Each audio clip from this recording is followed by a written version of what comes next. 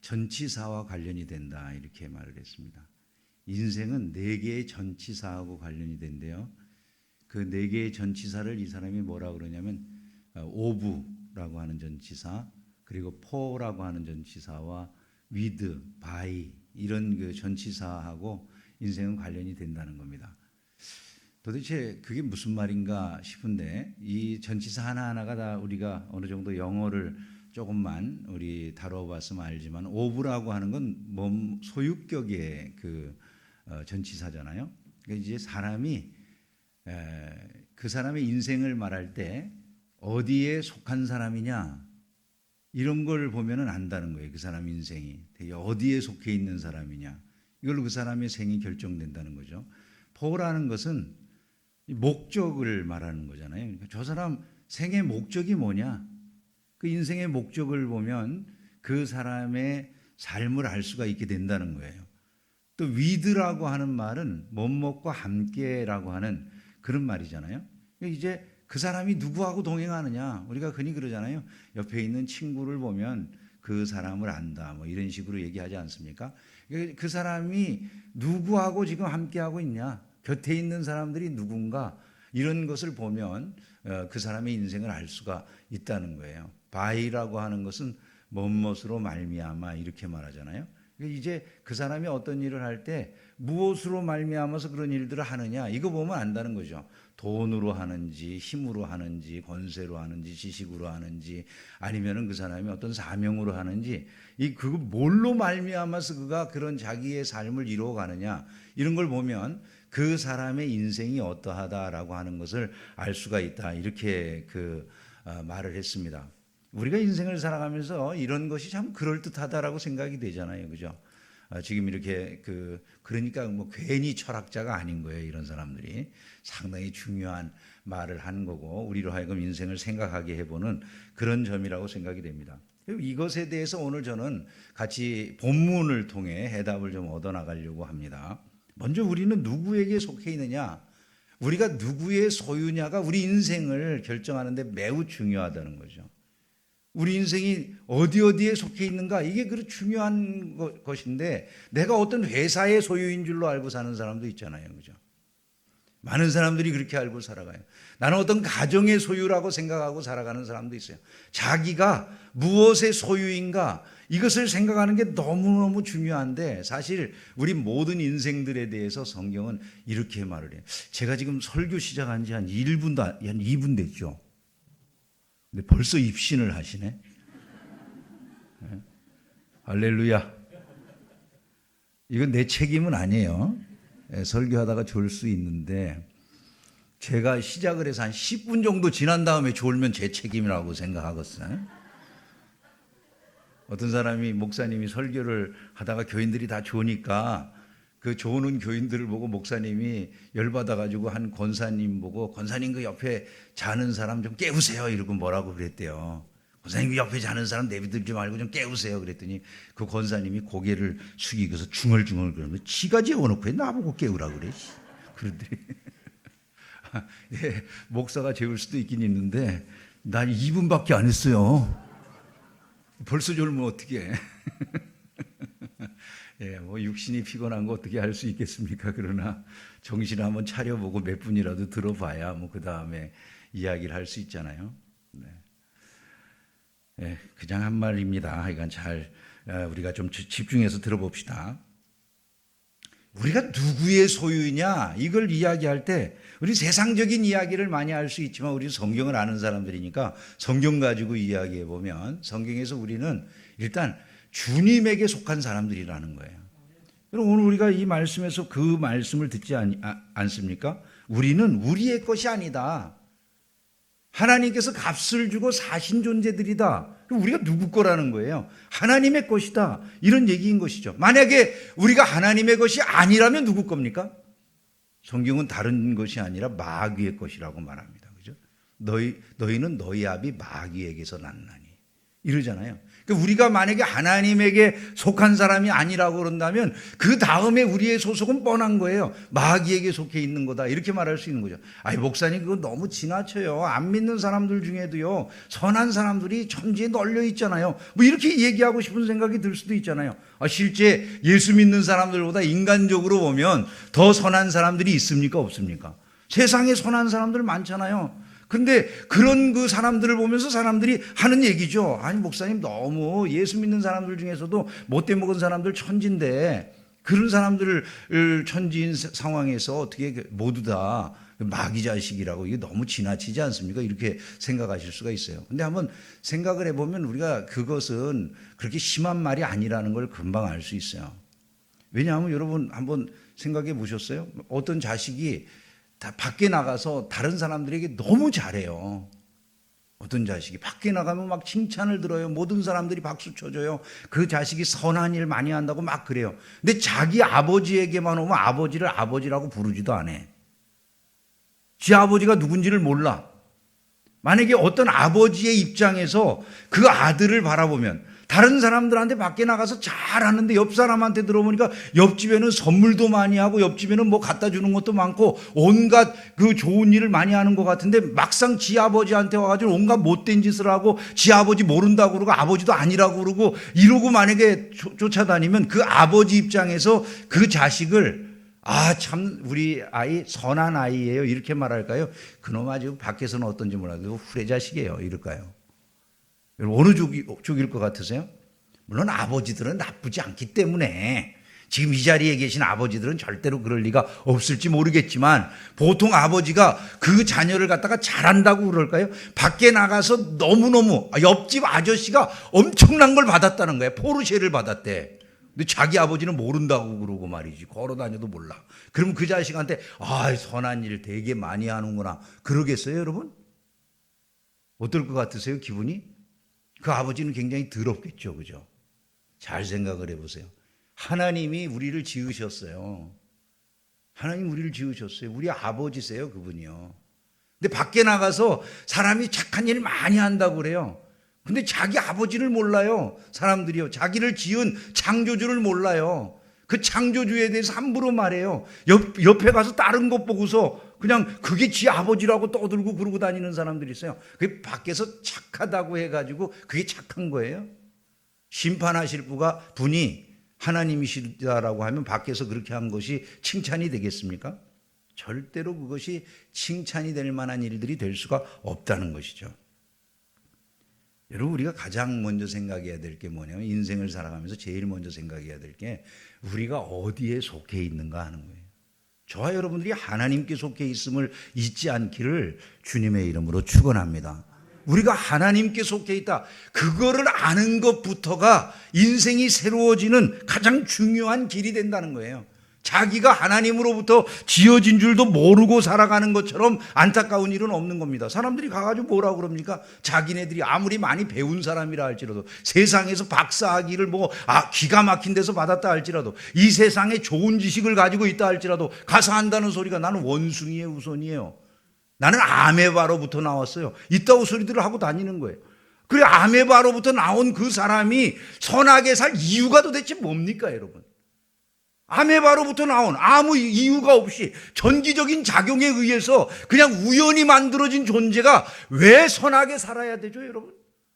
무슨 의미가 있어? 부모에게 왜 교도를 해야 돼요? 도대체 왜 법을 지키고 우리가 왜 사람들 안에서 유난을 떨면서 자기 자신을 지키면서 그렇게 살아가려고 노력해야 됩니까? 인간이 그렇게 살아야 될 아무 이유가 없어요. 우연히 지어진 존재면은 무슨 짓을 하고 살아도 아무 상관이 없어요. 죽어도 그냥 물질로 돌아갈 텐데 무슨 상관이 있어요? 온 것 자체가 무의미한데, 우연인데. 잘 생각을 해봐야 되는 것은 우리가 하나님을 모르면요, 인생은 말짱 황인 거예요. 도로황이라고 그러잖아요, 그죠? 그냥 아무것도 남는 게 없어요. 삶을 생각하면서 항상 우리가 하나님께 속해 있다는 것보다 더 은혜롭고 복된 일은 없다는 것을 항상 기억할 수 있기를 주님의 이름으로 축원합니다. 두 번째로 우리가 생각을 해야 되는 것은 포라고 하는 전치사예요. 우리가 하나님의 소유가 되었다면 무엇을 목적으로 살아가야 되느냐? 하나님의 소유된 사람들이 무엇을 목적으로 살라고 그럽니까? 너희 몸으로 하나님께 영광을 돌리는 삶을 살아야 된다. 이렇게 말씀하고 있어요. 우리의 삶의 목적이라는 게 무엇인가? 하나님께 영광을 돌리는 게 목적이라는 거예요. 하나님의 영광을 드러내는 방법은 여러 가지가 있을 수 있겠지만 그중에 오늘 국내 전도회가 특별히 헌신 예배를 드리는 날이니까 이 전도와 관련해서 생각을 해본다면 먼저 성도인 내 자신이 복음을 진실하게 믿고 복종하는 것이 하나님께 영광이 된다. 이 점을 우리가 알아야 돼요. 나 자신이 복음을 진실되게 믿고 그것을 복종하는 것, 이게 먼저 영광이 된다는 거예요. 고린도후서 9장 13절에 보면 이 직무로 증거를 삼아 너희가 그리스도의 복음을 진실히 믿고 복종하는 것과, 이렇게 말씀을 했어요. 그 복종하는 것이 하나님께 영광이 된다. 그런 기록이 나오는 거예요. 여러분 자신들이 하나님께 영광을 돌려야 할 사람들이라는 걸 믿으세요? 믿으세요? 근데 아멘을 왜 이렇게 작게 해요? 제가 집회를 각 교회를 많이 우리나라 대형 교회라는 데도 다 다녀보는데 제일 아멘을 안 하는 데가 장로교회야. 순복음 교회를 가면 아멘을 말이죠. 한 100여 명만 모여 있어도 천장이 날아갈 만큼 거기는 아멘을 해요. 물론 밖으로 아멘을 안 한다고 우리 장로교인들이 아멘을 안 하는 건 아니에요. 근데 아멘이 나쁜 게 아니죠. 그죠? 여러분, 음식을 우리가 떠먹을 때 뭘로 떠먹어요? 숟가락으로 떠먹죠. 그죠? 음식을 먹을 때 숟가락으로 떠먹어. 말씀은 뭘로 먹어요? 말씀은 뭘로 먹어요? 말씀도 먹는 거라고 그러잖아요. 말씀은 뭘로 먹어요? 예?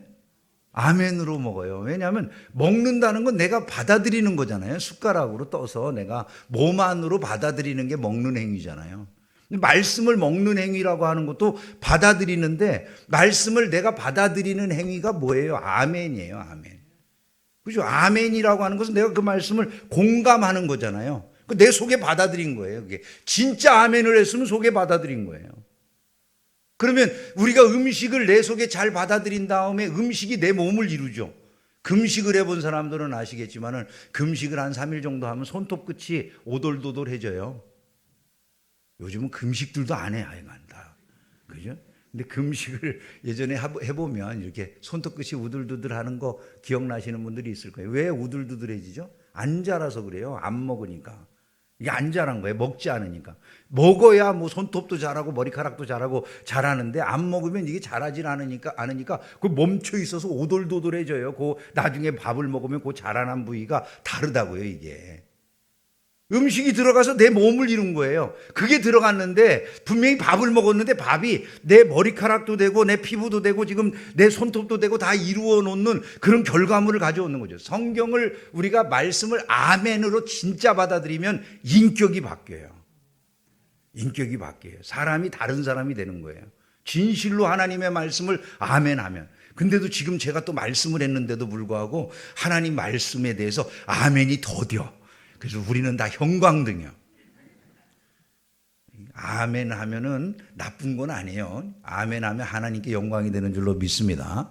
왜 그러냐면 아멘이라고 하는 것은 아버지의 말씀에 대해서 내가 그렇습니다라고 하는 거잖아요. 자식에게 하나님께서 말씀을 주시는데 자녀가 맨날 그 말씀을, 아버지의 말씀을 들을 때 자녀가 그래요 아버지, 참 아버지 말씀대로예요 이러면 그 자녀가 어떨 것 같으세요? 굉장히 아버지에게 영광이 되겠죠. 자녀가 말 잘 듣는 자녀가 있으면 아버지가 어디에 가서든지 자랑스럽습니까? 안 그렇습니까? 자랑스럽잖아요. 마찬가지예요. 하나님께서도 우리가 말씀에 잘 순종하고 따라가면 그게 자랑스러우신 거예요. 우리를 영광되게 여기시는 거예요. 우리가 하나님께 영광이 되는 거예요, 그것이. 그러므로 여러분들 아멘 하는 신앙 가지기를 주의 이름으로 축원합니다. 예, 물론 지금도 여전히 우리는 되게 더디지만 조금씩 아멘을 하려고, 물론 입술로 안 해도 마음으로는 하시겠죠, 그죠? 뜨겁게 아멘도 이왕이면 해보시는 은혜가 있기를 주의 이름으로 축원합니다. 말씀을 들을 때 아멘 하면 하나님께 영광이 되는 거예요. 마찬가지예요. 복음을 믿고 따르는 것, 이게 하나님께 영광이 된다는 거예요.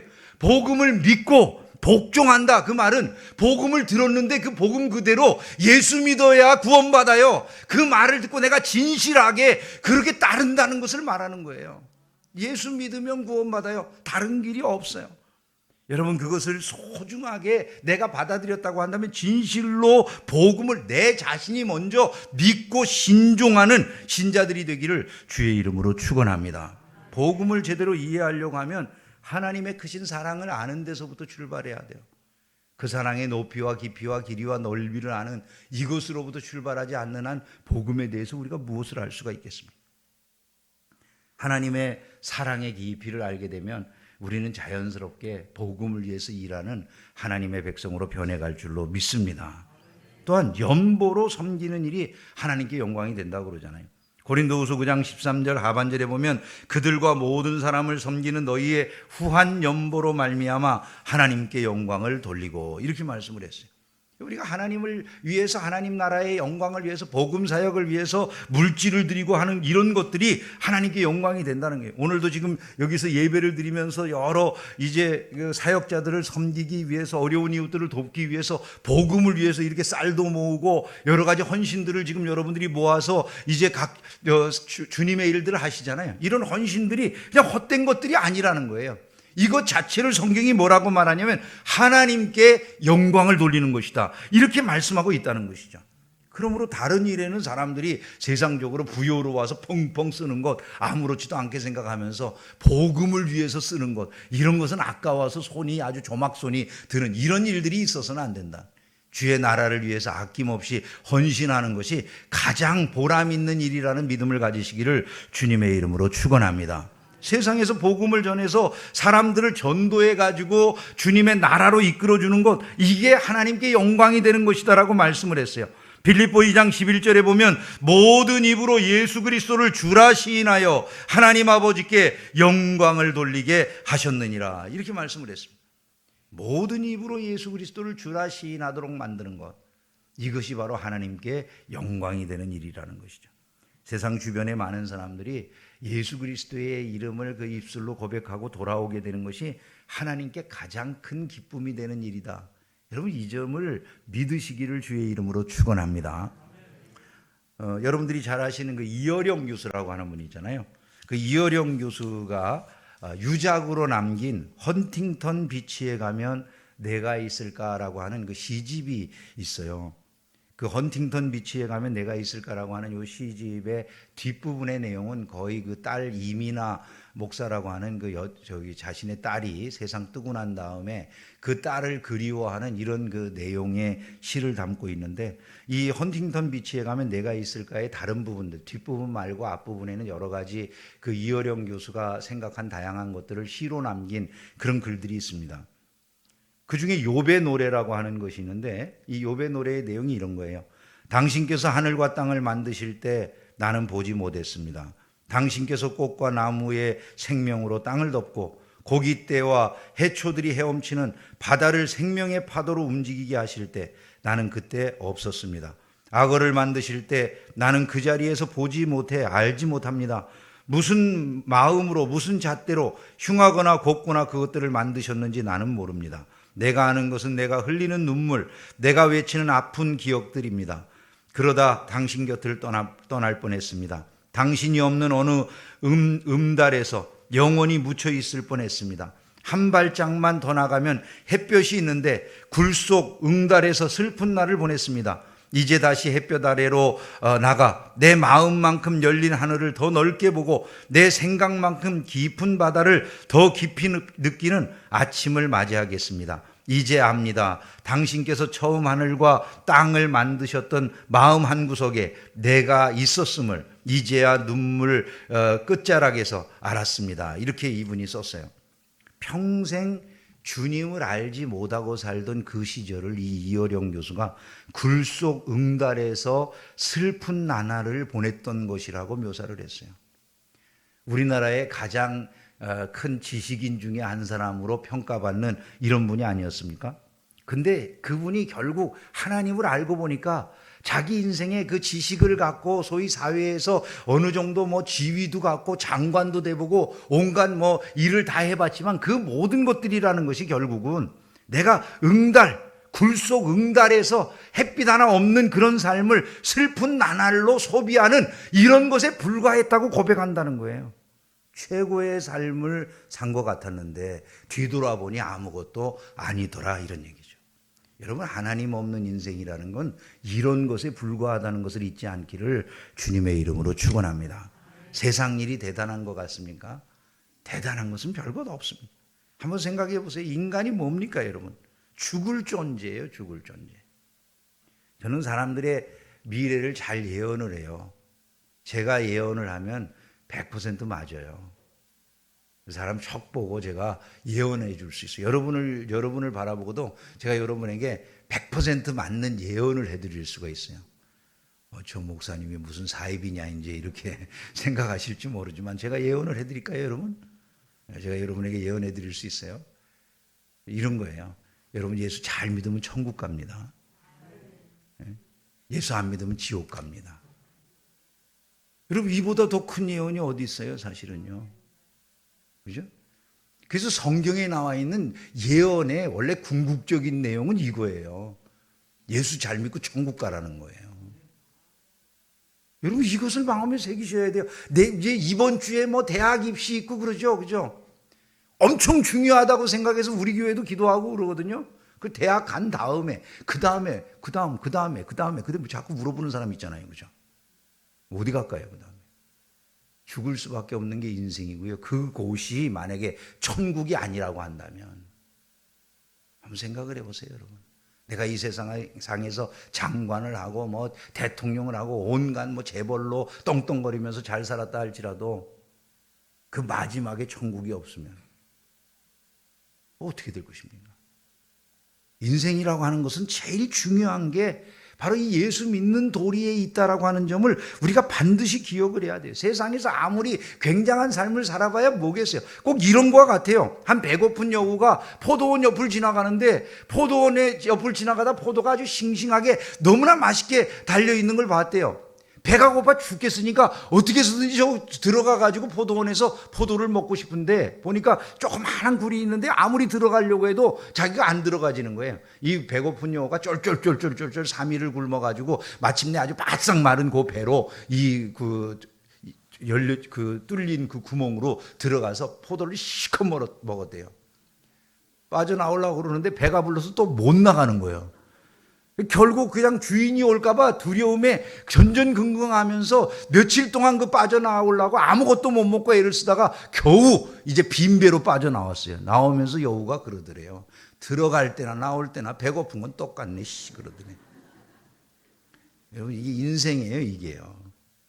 삶이 뭐 같으세요? 다 올 때 빈손으로 왔다가 결국 돌아갈 때는 아무리 세상에서 많은 거 쌓아놓은 것 같아도 이병철 씨 같은 사람이라 할지라도 다 그냥 놓고 가는 거예요. 하나도 쥐고 가는 사람은 없어요.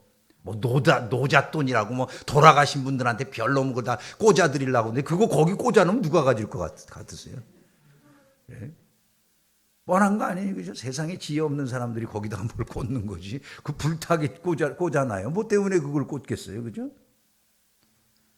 아무리 세상에서 귀한 것도 내려올 때는 배고픈 거하고 똑같은 거예요. 이걸 알면 우리 인생이 할 수 있는 최고의 일이 무언가를 우리는 그냥 자연스럽게 알 수밖에 없어요.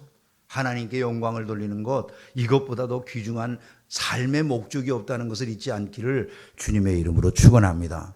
세 번째로 우리 인생에서 그럼 또 생각해야 될 것, 가치 있는 인생으로 만들기 위해서 우리가 생각해 봐야 될 게 누구와 함께 하느냐예요. 누구와 함께 하느냐. 복음에 참여하는 자가 되는 것. 이게 가장 복된 일인데 누구와 함께 이 복음의 역사를 이루어갈 수 있습니까? 복음의 역사를 이루어가는 그건 다른 게 아닙니다. 성령과 동행해야 복음의 역사를 이루어갈 수가 있는 거예요. 저와 여러분들이 성령 하나님과 동행하는 신앙생활할 수 있기를 주님의 이름으로 축원합니다. 왜냐하면 오직 성령이 너희에게 임하시면 너희가 권능을 받고 예루살렘과 온 유대와 사마리아와 땅끝까지 이르러 내 복음의 증인이 된다고 말씀하셨잖아요. 우리가 복음의 증인이 되는 게 가장 중요한 하나님께 영광을 돌리는 그런 일이 된다고 아까 방금 전에 생각한 것처럼 그 일을 위해서 우리가 항상 성령과 동행해야 되겠구나, 이런 의식을 마음속에 품고 살아가야 된다는 것이죠. 국내 전도회가 지금 헌신 예배를 드리는데 마음속에 마땅히 이 생각을 해야 될 줄로 믿습니다. 근데 우리가 어떻게 해야지 성령 충만한 가운데 주님과 동행하면서 이 큰 이 영광스러운 사역을 감당해 나갈까요? 다른 것이 아니죠. 제자들이 모여서 기도할 때 성령이 충만하게 임했다고 말씀을 해요. 빌기를 다함에 모인 곳이 진동하더니, 빌기를 다함에 모인 곳이 진동하더니. 두 가지가 있잖아요, 그죠? 하나는 기도했다는 거고요, 하나는 또 뭐가 있어요? 모인 곳, 모여 있는 곳에 하나님의 성령이 충만하게 임하셨다는 거예요. 요즘은 사람들이 세상 말들을 더 잘 들어. 세상에서 모이지 않아도 된다 그러면 모이지 않아도 된다가 더 강력한 힘을 가져요. 하나님의 말씀에 말세가 되면 모이는 것을 패하는 어떤 자들의 습관과 같이 하는 이런 일들이 일어나게 된다고 했는데도 불구하고 사람들이 이게 모이기를 패하는 어떤 자들의 습관을 좋은 것처럼 생각을 해요. 그래서 모이라는 목사는 이상하고 모이지 말라는 목사님들이 강력해 보여요. 요즘 시대는 흩어지는 시대입니다. 그게 더 강력해. 물론 흩어졌을 때도 복음의 증인이 되는 거 중요하지만 또 모여서 예배하는 것도 중요한 거예요, 여러분. 모여서 빌기를 다하는 그 자리에 성령이 충만하게 임하셨다라고 말씀하잖아요. 우리가 이것을 생각하게 되면 항상 모여서 기도하는 일을 힘써야 되겠다. 그러므로 말미암아서 우리가 전도를 하는 것이다. 이 사실을 알아야 되는 것이죠. 복음을 전하는 일이 우리의 재주나 우리의 말주변으로 되는 거다. 그러면 얼마나 좋겠습니까? 그러면 내가 말주변을 개발하고 우리의 여러 가지 힘을, 능력을 개발해가지고 복음을 전하면 되겠지만 분명히 말씀한 것처럼 성령이 너희에게 임하실 때 복음의 역사가 일어난다고 말씀했다는 거예요. 그럼 우리가 성령과 동행하기를 원해야 되는 거지 우리의 힘이나 재주를 가지고 하려고 하면 안 되는 거잖아요. 그러니까 그것을 위해서라면 우리가 항상 모이기를 힘쓰고 기도하기를 힘써야 된다. 이 두 가지가 항상 이 국내 전도위원회와 함께 하시기를 주님의 이름으로 축원합니다. 주님이 마지막으로 유언으로 남기신 말씀 우리가 잘 알잖아요. 하늘과 땅의 모든 권세를 내게 주셨으니 그러므로 너희는 가서 모든 민족을 제자로 삼아 아버지와 아들과 성령의 이름으로 세례를 베풀고 내가 너희에게 분부한 모든 것을 가르쳐 지키게 하라. 볼지어다 내가 세상 끝날까지 너희와 항상 함께 있으리라. 여러분 이게 유언이라고 말해요. 제일 중요한 것 아니겠어요, 그죠? 유언으로 남겨주신 말씀이니까 이 말씀을 저와 여러분들이 가슴판 깊이 새기는 은혜가 있기를 주의 이름으로 축원합니다. 마지막으로 한 가지 더 말씀을 드리면 우리가 인생길에서 생각해야 될 가장 중요한 것은 우리가 무엇으로 말미암아 이 복음의 일을 해낼 것이냐는 거예요. 무엇으로 말미암아? 돈으로? 우리가 이 세상에 아까 말씀드린 것처럼 말주변으로 이런 거 아니라고 그랬잖아요, 그죠? 성령의 능력으로 말미암아서 부름을 받은 신자들이 사명감으로 이 일을 해내는 거예요. 저와 여러분들은 보냄을 받은 사람들인 줄로 믿습니다. 주께서 우리도 제자들만 보내신 것이 아니라 우리도 보내셨다라고 하는 그런 믿음을 갖고 계신가요, 여러분? 우리도 보내셨어요. 그래서 보냄을 받은 자들인 거예요, 우리들이요. 우리는 사도는 아니에요. 우리는 사도는 아닌데 사도성이 있어요. 사도라고 하는 말 자체가 아포스톨로스라고 하는 그 말 자체가 어떤 의미가 있습니까? 보냄을 받은 자라고 하는 의미가 있잖아요. 근데 우리도 역시 보냄을 받았다라고 하는 그 개념에서는 사도와 우리가 똑같을 수는 없어요. 사도는 예수님과 함께 하신 신의 말씀을 직접 받은 그런 사람들이지만 우리는 그런 건 아니잖아요. 우리는 성경의 교훈을 받는 자들이라는 점에서는 격차가 많이 있지만 그러나 우리가 그 사도들에게서 동일한 복음을 위해 보냄을 받았다고 하는 점에서는 사도성이 있다라고 말할 수가 있어요. 우리도 보냄을 받은 자들이라는 것이죠. 세상을 향해서 보냄을 받은 이유가 뭡니까? 하나님께서 이 세상에서 구원받아야 될 영혼들을 불쌍히 여기셨기 때문에 우리를 보내시는 거예요. 한 영혼의 가치가 천하보다 귀한 줄을 믿습니까, 여러분? 정말 믿으세요?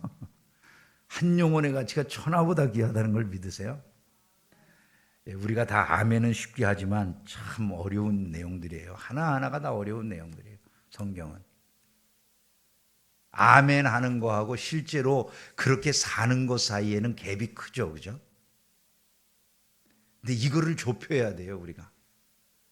저는 다윗의 말을 보다가 참 그 이해가 안 되는 부분이 하나 있었어요. 압살롬이라고 하는 아들이 죽었는데 다윗이 그렇게 우는 거예요. 내 아들 압살롬아, 내 아들 압살롬아.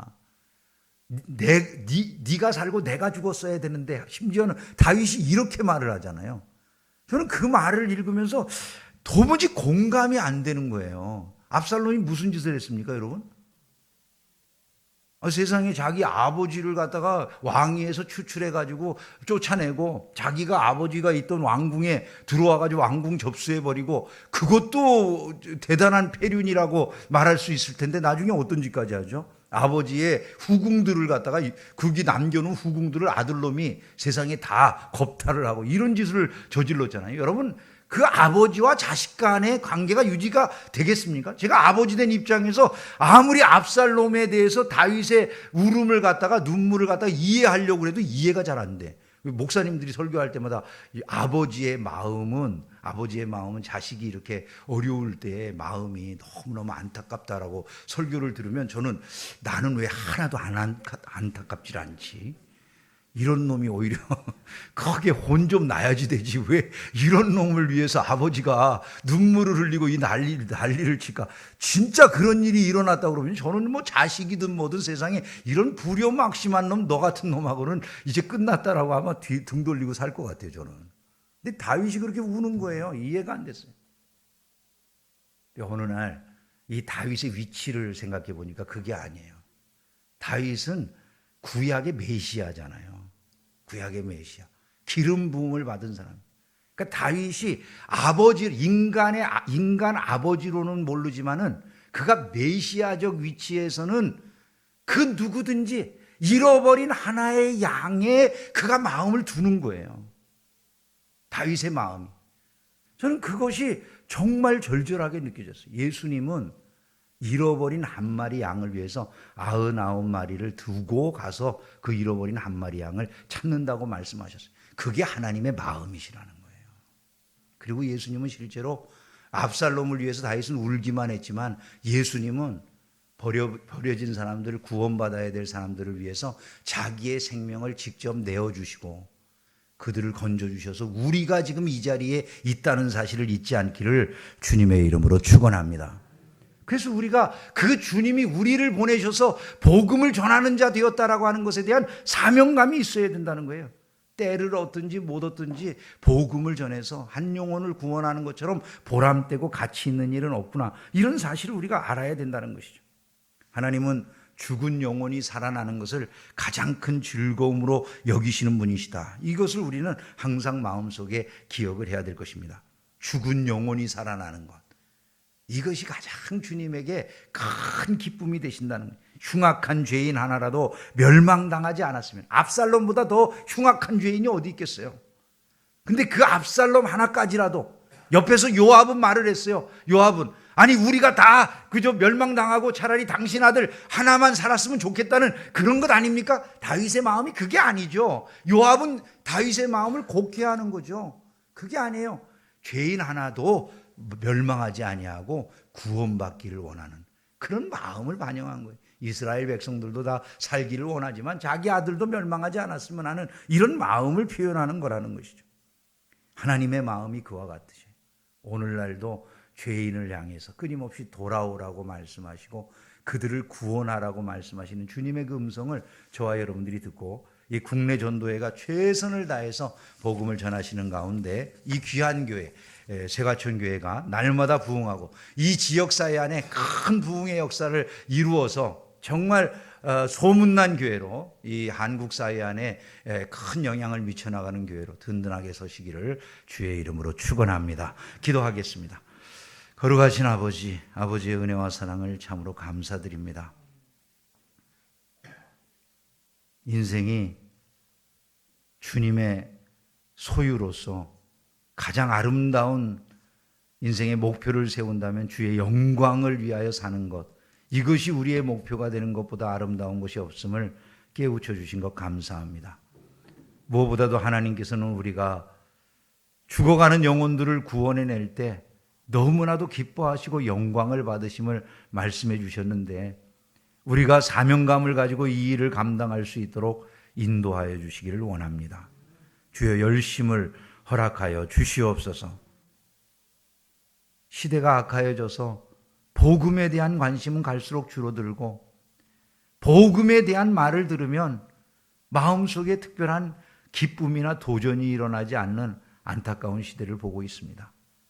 하지만 주님, 여전히 이 복음 외에는 우리의 미래가 없음을 다시 한번 깨달으면서 우리가 복음을 받아들이고 이 복음을 신종한 자 되어 구원의 은혜를 누리는 것처럼 세상에 이것을 알지 못하기에 멸망당해 죽어가는 많은 사람들에 대해 다시 한번 관심을 갖고 우리 모두 일어나 복음을 증거하는 믿음의 사람들로 우뚝 서게 하여 주시어서 우리를 통해서 하나님 나라의 영광이 크게 드러날 수 있도록 인도하여 주시옵소서. 새가천교회를 사용하여 주시옵시고 이 과천 지역에 새 바람을 일으키고 새 능력의 역사로 이 지역을 구원하는 큰 일을 이 새가천교회가 감당해 나갈 수 있도록 역사하여 주시옵소서. 예배당이 새로 지어지고 아버지 하나님 큰 이제 믿음의 역사를 이루었습니다. 하나님께서 이제 이곳에 주님 수많은 영혼들을 불러주시고 채워주셔서 이곳이 차고 넘치는 은혜로 인하여 주께 감사하는 곳, 수많은 영혼들이 구원의 감격을 노래하는 초소가 될 수 있도록 인도하여 주시옵소서. 모든 영광과 찬양과 존귀를 주께 올려드리며 예수님의 이름으로 기도하옵나이다. 아멘.